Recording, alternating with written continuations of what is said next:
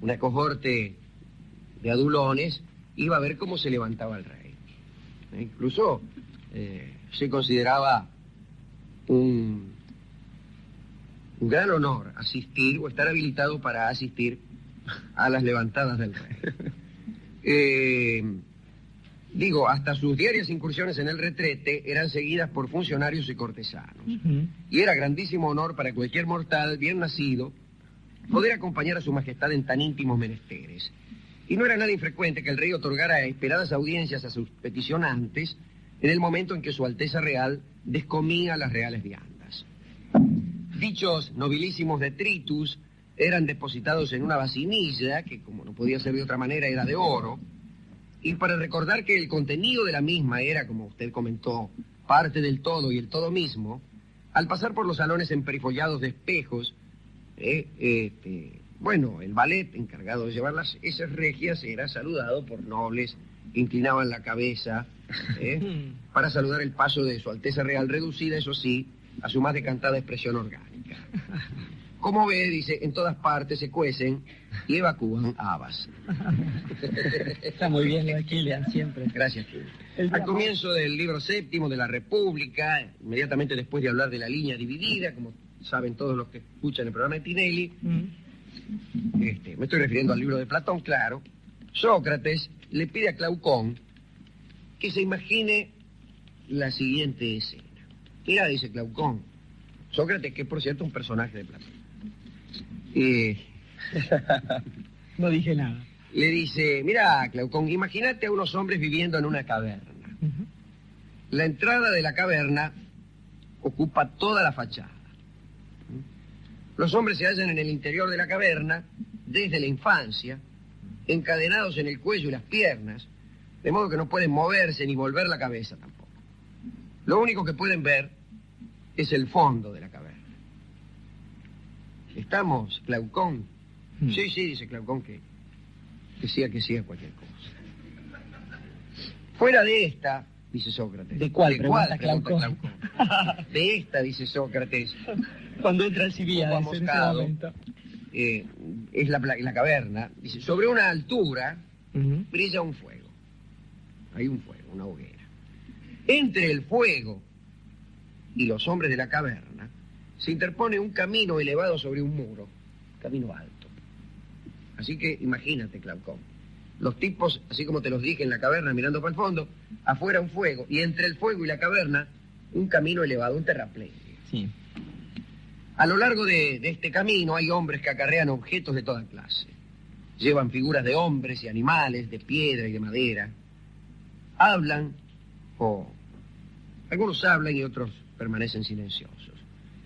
Los hombres encadenados de la caverna, Glaucón, dice Sócrates, se parecen a nosotros. Ah, sí, dice Glaucón, ¿por qué?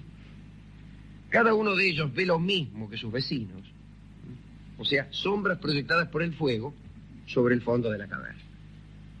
La sombra de los tipos que pasan por el caminito se proyecta en el fondo de la caverna y eso es lo que ven los pobres niatos que están mirando para el fondo de la caverna. Y dice, cuando estos tipos hablan entre sí, creen que hablan y describen las cosas reales, cuando en verdad ven y describen solamente sus sombras.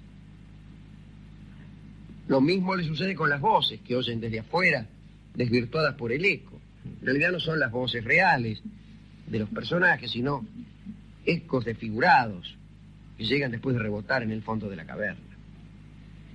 Y dice Sócrates, si le quitaran las cadenas a uno de los prisioneros y se le obligara a levantarse, volver la cabeza y mirar la luz que viene del exterior, por de pronto quedaría cegado.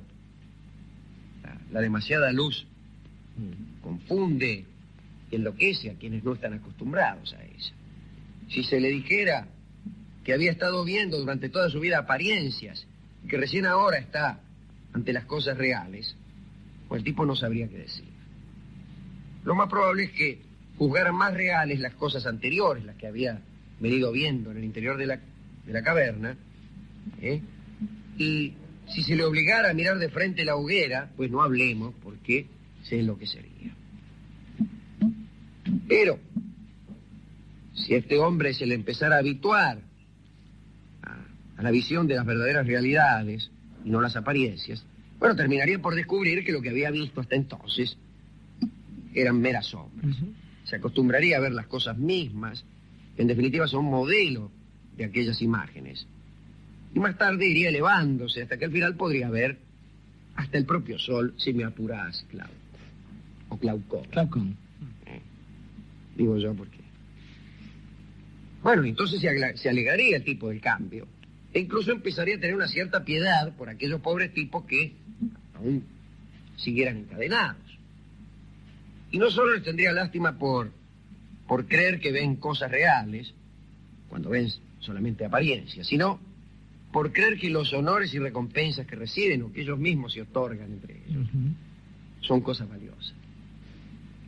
Y si regresara este hombre a la caverna e intentara convencer a la gilada de que vive en un mundo de sombras, los giles, en vez de agradecerle sus esfuerzos para liberarlos de las cadenas, bueno, le echarían en cara su petulancia y hasta es probable, dice Sócrates, que trataran de matarlo, cosa que le pasó al propio Sócrates. Los que han visto la realidad, Glaucón, elevándose hacia las alturas del mundo inteligible, en general no desean abandonar ya este mundo luminoso de la verdad. Y cuando se hallan entre los giles, suelen tener un aspecto ridículo y torpe. Han visto la luz, han visto la verdad, vuelven allí donde solo se da crédito a la falsedad y al reflejo y a la sombra y a la apariencia, y allí, en ese mundo aparencial, tienen un aspecto torpe, siendo como son depositarios de un saber mucho más profundo y verdadero. Hay dos turbaciones posibles. La turbación del que habiendo estado en la oscuridad, emerge la luz. Esa es una turbación. Dice, ay, ¿qué pasa? Pero hay otra, no menos poderosa, que es la de aquel que, estando acostumbrado a la luminosidad, se mete en el mundo de la tiniebla. Y en ambos casos se produce una sensación de torpeza. El que estaba en la oscuridad, desde luego, no ve cuando la luz es demasiada. Pero el que viene del mundo de la luz, cuando entra en una habitación en penumbras, tampoco ve. Digo, esta es ni más ni menos que la famosa alegoría de la caverna de Platón. Sócrates habla aquí, según lo cita su discípulo y divulgador, el finado Platón. Y ahí Platón parte hacia la idea de que la educación debe llevar a los hombres a contemplar la verdadera realidad, y que bueno, hay que educar a la gente para que lleguen a eso. Pero claro, como no todo el mundo está preparado, dice Platón, no viene mucho al caso esto que digo, pero me acuerdo. Entonces habrá que educar a los más capaces, y de estos más capaces saldrá lo que para Platón es el modelo deseable de gobernante, que es el filósofo gobernante. Tanto sea porque sea un rey que filosofe, o un filósofo que sea hecho rey. Pero, expuesta que se hubo la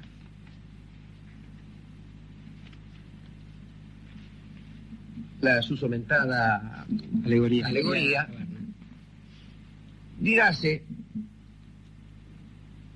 que es posible extraer de ellas algunas sensaciones menos profundas tal vez que aquellas extraídas por Platón, pero no menos edificantes.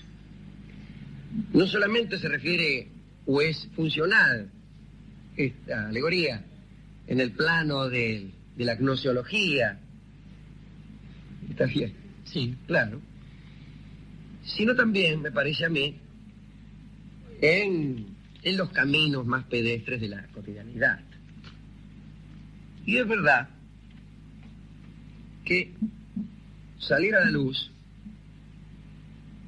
después de estar mucho tiempo entre penumbras y entre penumbrosos, y volver con la noticia de lo que la luz no suele ser tarea muy recompensada, que digamos. Y efectivamente, como dice Sócrates, cuando uno sale de la caverna, alcanza a vislumbrar la hoguera y la realidad de las cosas. Y vuelve y le dice, che, muchachos, ¿ustedes saben que hay una hoguera así, así? Con toda frecuencia es marginado, es difamado. No digo que le pase lo que a Sócrates, pero mucho crédito que digamos no se le da.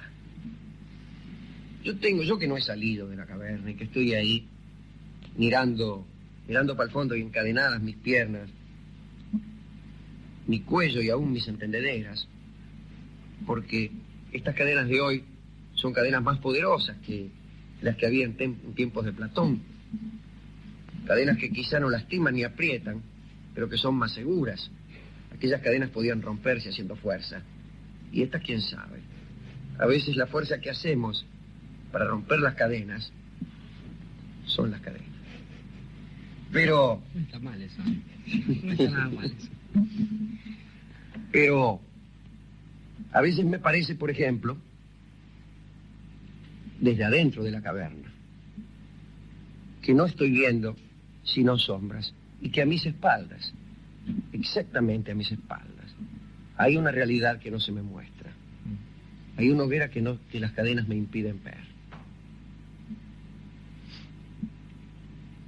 Yo no he salido y no he visto la hoguera. Sería muy soberbio postularme como uno que ha salido de la pieza y ha vuelto con la noticia de que hay una hoguera.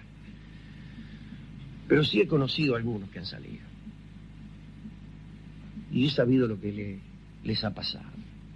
No le han dado crédito. No le han dado crédito en esa pieza de penumbras donde todos miran hacia el fondo, presos de cadenas que ni ellos saben que existen.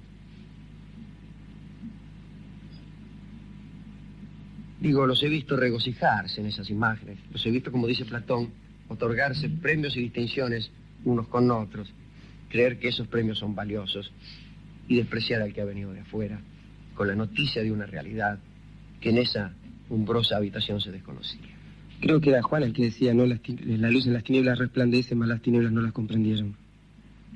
Es así. Yo que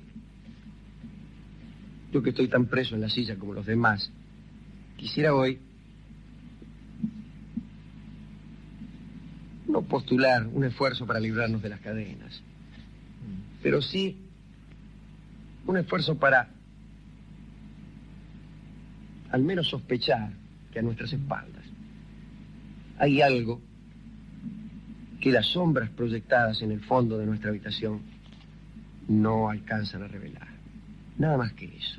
Y que cuando venga alguien que ha hecho el esfuerzo de librarse de esas cadenas, esfuerzo que a veces consiste en la aniquilación de uno mismo,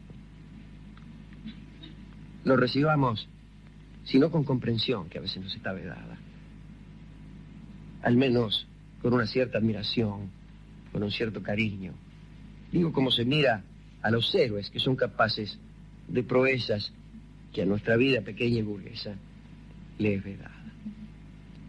Nada más que eso, pero una última, yo no doy consejos, pero ¿acaso la única salvación es la desconfianza?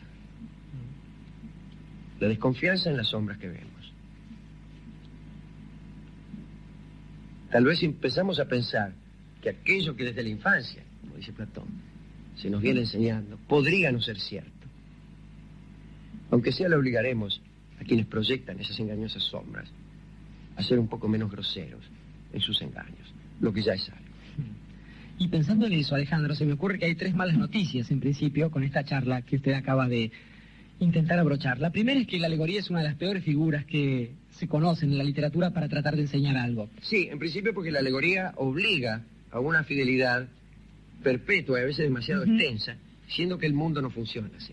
La segunda mala noticia es que la realidad, más allá de todo esto, no es otra cosa que eso que sucede en el marco de la caverna, en el marco de la proyección de sombras. Esto es, si la realidad es aquello en lo que uno se mueve y tener éxito significa destacar, sobresalir en aquel marco en el que uno se mueve, la realidad, la única y verdadera, es aquella que está sucediendo allí adentro. Y todo lo otro, todo lo demás es según nuestro amigo Verlaine Literatura, pero según cualquier otra mirada, la posibilidad justamente de un gesto heroico, aquello que produce ciertos codos en la historia.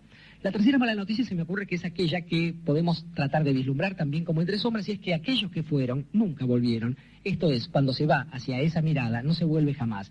De modo que quizás una dedicatoria posible en este marco es para aquellas personas que, habiendo ido y aún habiendo regresado, no han producido justamente este efecto de locura o de extraño espasmo que se produce en medio de las miradas rústicas y torpes de aquellos que están regocijándose en los premios que se dan entre sí las personas que viven en las sombras, sino que se contentan con generar pequeños destellos, pequeños brotes de pensamiento en los que no hay ningún consejo, sino simplemente el consejo supremo de la duda. Para esa gente, estos destellos.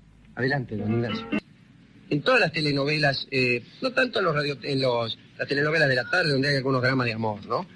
Pero en esta serie nueva de telenovelas juveniles, siempre suceden cosas cotidianas. Siempre. Y fíjese que es extraño, porque aún en las más livianas comedias norteamericanas, del cine norteamericano, siempre aparece la aventura, digamos. Un hecho policial. Una discontinuidad en la vida diaria. Claro, un hecho extraordinario. Eso. Que viene a perturbar la vida diaria. Ahí no. Siempre en la vida diaria, uno se enamora de fulana, fulana se pelea, no suceden grandes cosas. ¿Por qué será? Respuesta. No, no hay respuesta. El querer darse un gusto a veces requiere grandes sacrificios. Eso me sucedió por querer verlo con Mirta. Me levanté a las 13 de la madrugada, valió la pena, gracias, dice Fina de Avellaneda. Nicolás. A los conductores de programa.